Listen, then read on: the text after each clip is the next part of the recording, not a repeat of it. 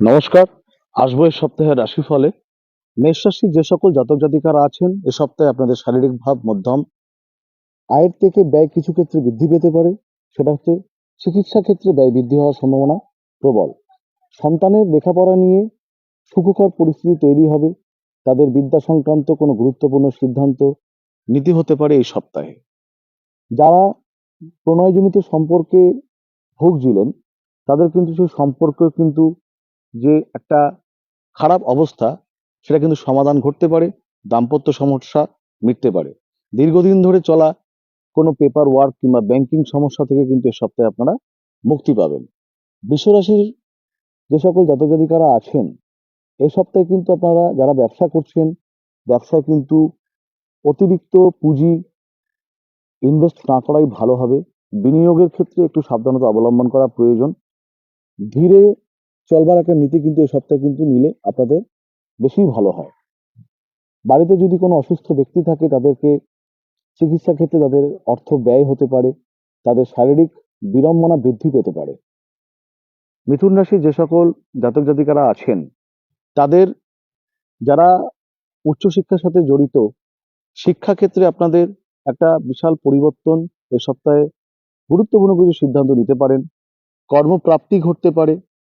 নতুন কোনো ব্যবসার সিদ্ধান্ত আপনারা নিতে পারেন। দূরপথে কোথাও যাওয়ার একটা পরিকল্পনা এ সপ্তাহে আপনারা নিতে পারেন। কিছু ক্রয় অর্থাৎ জমি বাড়ি অর্নামেন্টস কিংবা যে কোনো গুরুত্বপূর্ণ জিনিস কিন্তু এই সপ্তাহে আপনারা কিনতে পারেন।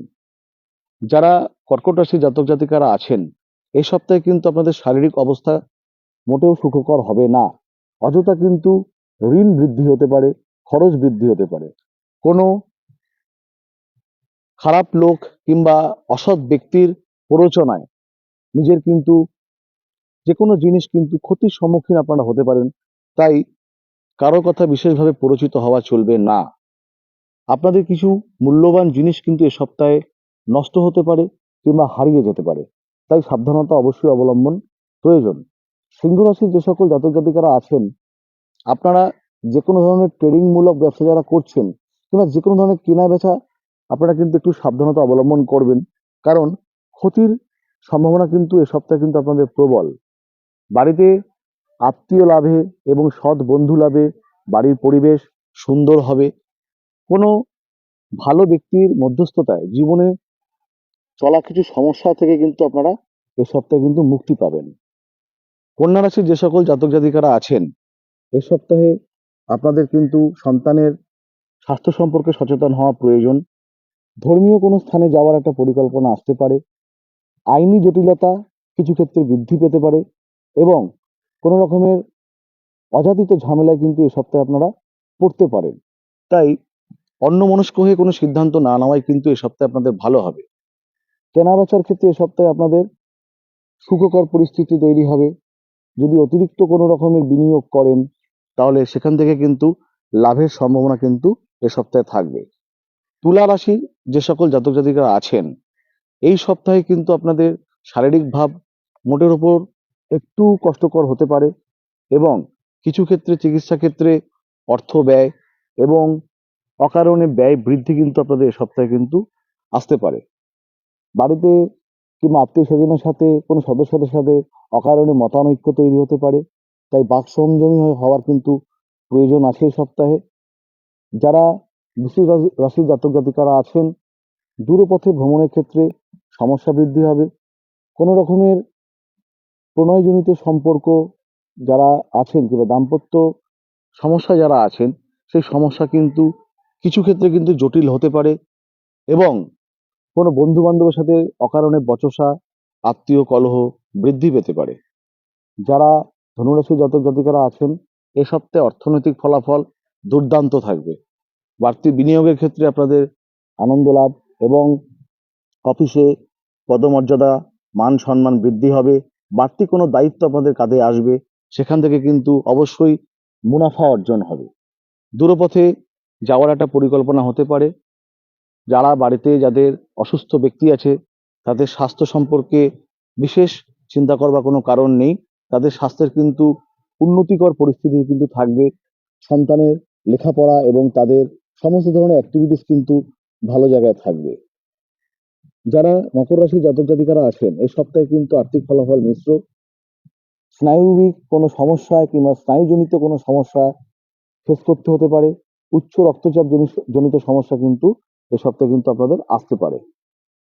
বাড়িতে কোনো ব্যক্তির আগমনে দীর্ঘদিনের চলা সমস্যা মিটতে পারে, কিংবা কোনো কারণে কারোর সাথে যদি কোনো মতানৈক্য কিংবা প্রণয়জনিত সমস্যা থাকে সেগুলো কিন্তু এ সপ্তাহে মিটবে। যাদের বিবাহ সংগঠিত হচ্ছিল না এ সপ্তাহে কিন্তু বিয়ের ক্ষেত্রে একটা ভালো খবর কিন্তু আপনারা পেতে পারেন। এবং বিভিন্ন দিক থেকে কিন্তু কিছু জমে থাকা খবর, যে খবরগুলো আপনাদের আসার দরকার ছিল, প্রাপ্য বস্তু আপনারা কিন্তু পেতে পারেন। এবং ভালো খবর কিন্তু চারিদিক থেকে আপনাদের কিন্তু এ সপ্তাহে আসবে। কুম্ভ রাশির যে সকল জাতক জাতিকারা আছেন এই সপ্তাহে শারীরিক বিড়ম্বনা বাড়বে। মাঝে মাঝে কিন্তু হতাশগ্রস্ত পরিস্থিতি কিন্তু তৈরি হতে পারে।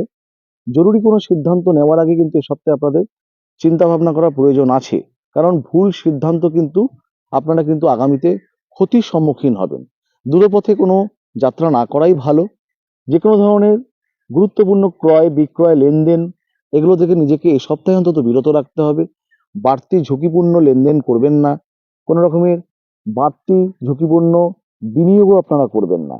সন্তানের সাথে কিছু ক্ষেত্রে মতানৈক্য বৃদ্ধি পেতে পারে এবং কিছু ক্ষেত্রে কিন্তু আপনাদের বাতজ বেদনা কিংবা কোনো রকমের অর্থোপেডিক সমস্যা কিন্তু বৃদ্ধি পেতে পারে।